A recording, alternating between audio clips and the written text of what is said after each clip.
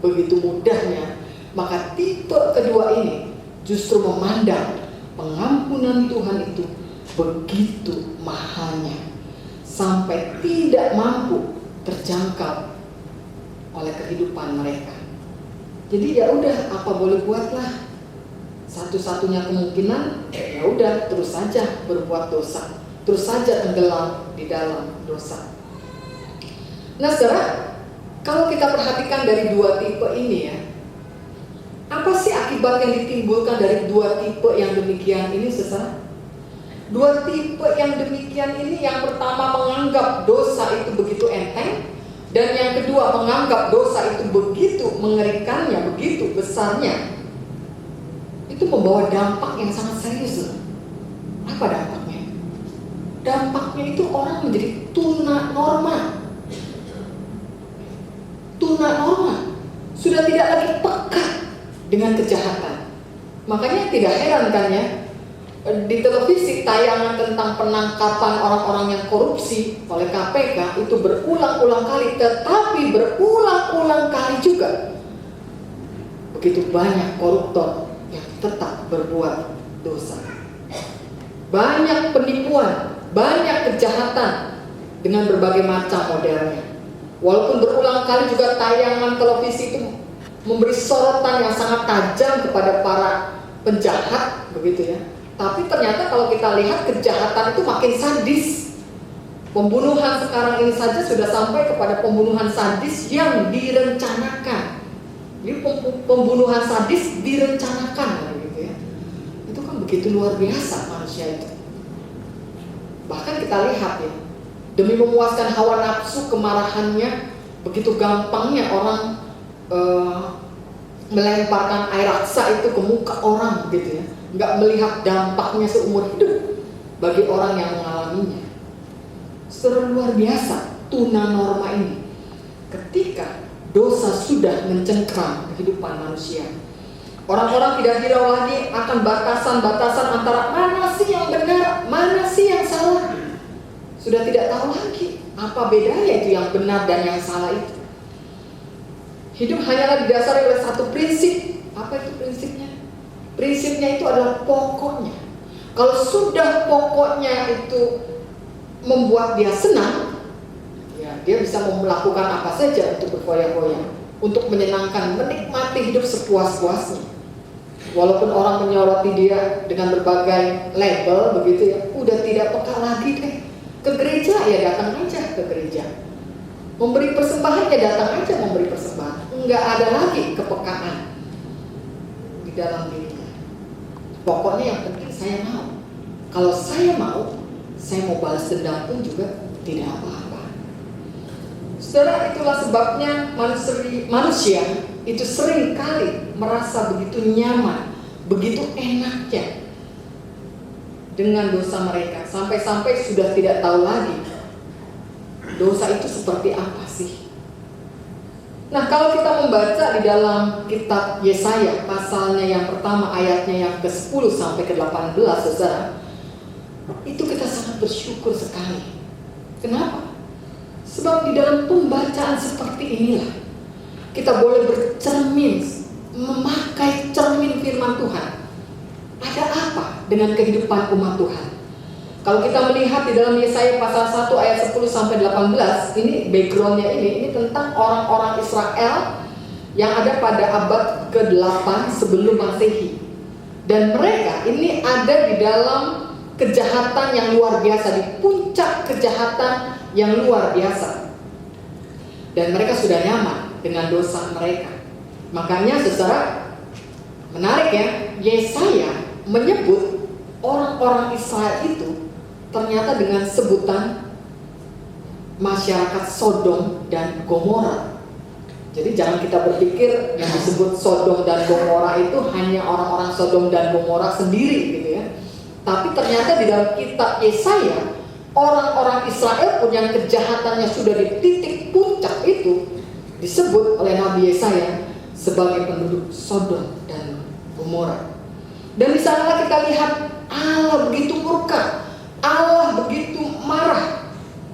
Dan marahnya ini luar biasa, saudara-saudara. Karena dikatakan di sana, kata katanya perilaku mereka itu sama saja dengan menginjak-injak pelataran bait Allah. Saudara, kalau saudara mendengar ya ungkapan menginjak-injak pelataran bait suci Allah, bukankah itu suatu penghinaan yang luar biasa terhadap Tuhan? Kalau kita saja misalnya ada sebuah gambar yang berharga diinjak-injak gitu kan, rasanya sakit hati sekali. Ini jadi ya saya mau menggambarkan begitu ya, umat Israel itu terlalu kurang ajarnya luar biasa. Sehingga digambarkan mereka itu seperti orang yang menginjak-injak pelataran bait suci Allah. Kenapa? Karena walaupun mereka itu rajin beribadah, mereka itu merayakan hari raya agama, tetapi ternyata ya ini Allah tidak mau menerima persembahan mereka. Bahkan saudara ini persembahan mereka itu bagi Allah menjijikkan. Saudara bayangkan, memberi persembahan, tapi Allah menganggap persembahan mereka itu menjijikkan. Bukankah itu menggambarkan betapa besar kemarahan Allah terhadap perilaku umat Tuhan yang begitu rajin datang beribadah, tetapi ternyata perilaku mereka itu menjijikkan. Dan bukan hanya itu, dikatakan juga di dalam pembacaan kita perayaan agama mereka seperti bulan baru atau ibadah-ibadah Sabat mereka sesungguhnya itu penuh dengan kejahatan. Dan bahkan dikatakan Allah melihatnya saja itu sudah benci, bahkan menjadikan beban bagi Allah. Padahal biasanya kalau perayaan agama itu kan yang datang banyak ya umat Tuhan ya. Tapi bagi Allah perayaan semacam itu menjadi beban. Jadi artinya apa? Ya lebih baik tidak ada perayaan daripada membuat Allah menjadi beban. Karena perayaan itu hanya memalukan Allah saja. Karena itu katanya, apabila umat Israel itu berdoa berkali-kali sekalipun sampai nangis, sampai jungkir balik, ternyata Allah memalingkan mukanya. Allah tidak mau mendengarkan mereka. Nah, saudara, itu peristiwa yang terjadi pada abad 8 sebelum Masehi tentang puncak kejahatan manusia. Dan pertanyaannya dengan kita yang sekarang di sini, apakah kita beda dengan mereka? Apakah kita merasa bahwa kita lebih suci, lebih kudus dari mereka? Bukankah kita juga sama seperti mereka yang seringkali begitu nyamannya dengan dosa-dosa kita dan menganggap enteng arti dosa?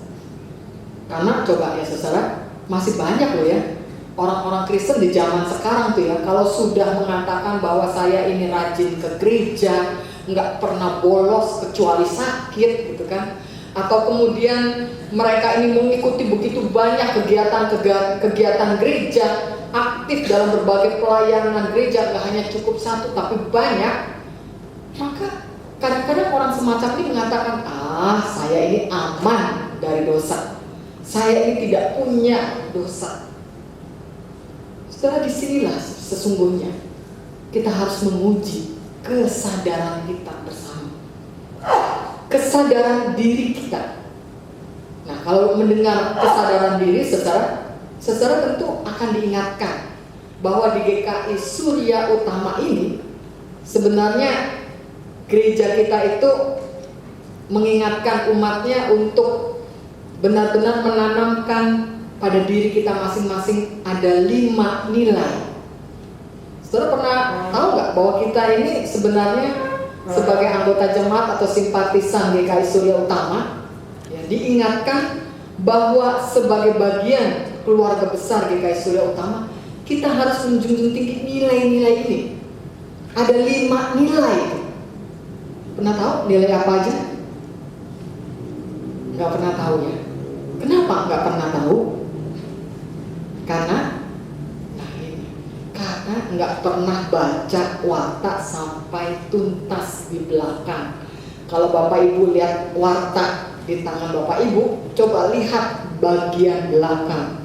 Bagian belakang itu tertulis ada 5 nilai di sana. Nilai pengosongan diri, nilai kesadaran diri, nilai kesederhanaan, nilai kepedulian, dan nilai keterbukaan. Nilai-nilai inilah sebenarnya saripati kalau dibilang ya, santennya dari apa? Dari berbagai macam kegiatan gereja, dari kerinduan kita melayani Tuhan. Bukannya kita melayani Tuhan untuk mengaktualisasikan diri, untuk bahwa oh ini nih saya punya talenta, ini nih saya punya karunia, sehingga saya memberikan karunia dan talenta itu bagi Tuhan. Bukan itu tujuannya. Tapi melalui semua itu, bersama-sama dengan umat Tuhan, kita belajar bagaimana melalui kegiatan-kegiatan gereja, program-program gereja, kita memiliki nilai itu. Nilai yang namanya pengosongan diri, kesadaran diri, kesederhanaan, kepedulian, dan juga keterbukaan. Dan hari ini kita belajar bagaimana menjadi orang yang memiliki kesadaran diri. Karena jangan-jangan, ini dia yang saya bilang, kita tidak sadar-sadar juga bahwa walaupun kita rajin beribadah, rajin merayakan Natal, Paskah, Pentakosta, semua kita ikuti, tapi tidak ada perilaku kita yang menunjukkan pembaharuan hidup. Kita menjadi orang-orang yang masih muda, mementingkan diri sendiri, meremehkan Tuhan, merendahkan sesama kita. Padahal, saudara, Tuhan itu begitu sayang pada kita. Tuhan kita adalah Tuhan yang selalu mencari kita. Mencari seperti apa? Dia mencari seperti kita yang kita lihat di dalam pembacaan kita, seperti Tuhan mencari Sakyus.